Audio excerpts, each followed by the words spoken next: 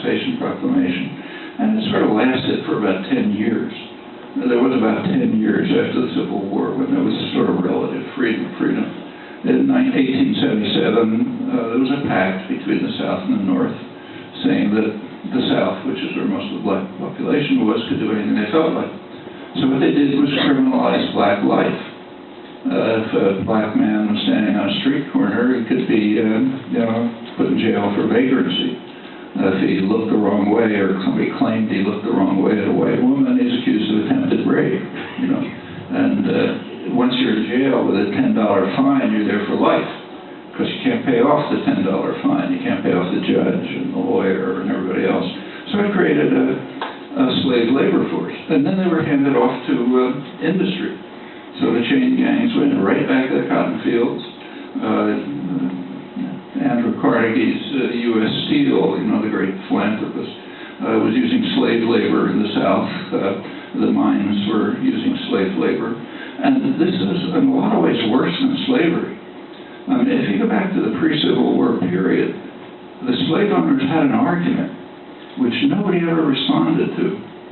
They said they were more moral than northern manufacturers.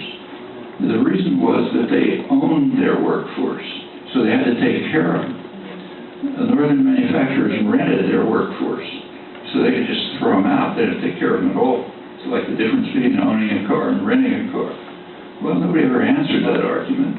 And the post-Civil War criminalization of the African-American society, mostly men, but women too, that just showed that it was worse than slavery. If you take a look at the way they were treated, it was worse than when they were slaves. Because if you own slaves, they're your property. You have to keep them alive somehow. If they're just so-called criminals handed over to you by the state authorities, you can do anything you feel like. And it was very ugly. It went right up to the Second World War, when, as I said, they needed free labor and there was migration. And then there come about a period of maybe 20 years during the economic growth period after the Second World War and afterwards, what's sometimes called the golden age of American capitalism, state capitalism. But when people had jobs and there were opportunities, and it also, I think, helped stimulate the civil rights movement, as I mentioned. Okay, in the 1970s, there was a major decision to change the character of the economy. That's when the financialization of the economy began. You take a look at the proportion of corporate profits held by financial institutions, it zoomed. It's now like a third of corporate profits. Well, as a corollary to that, it means hollowing out productive industry. So that means the workforce that was able to, say, get a job in the auto plants and have a more or less decent life, the kid goes to school and so on, that wasn't there anymore. So what do you do with them?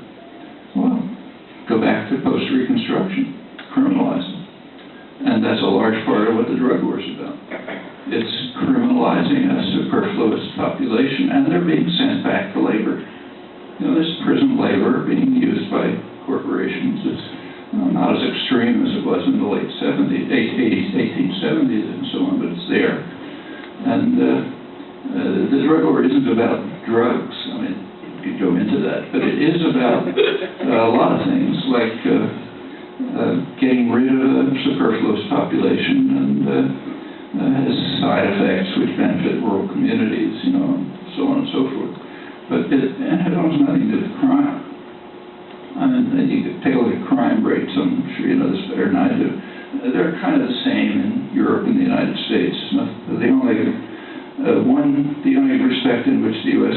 radically differs from Europe is homicides with guns. But that's the crazy gun laws. The other crimes is about the same. You go back to, say, 1980. The criminalization rate in the United States was within the European spectrum, a little toward the high end, but not off it. And now it's 5 or 10 times as high. And it's extending to Hispanics and to women and so on. They're a superfluous population. Horrible immigration stuff going on is part of that too.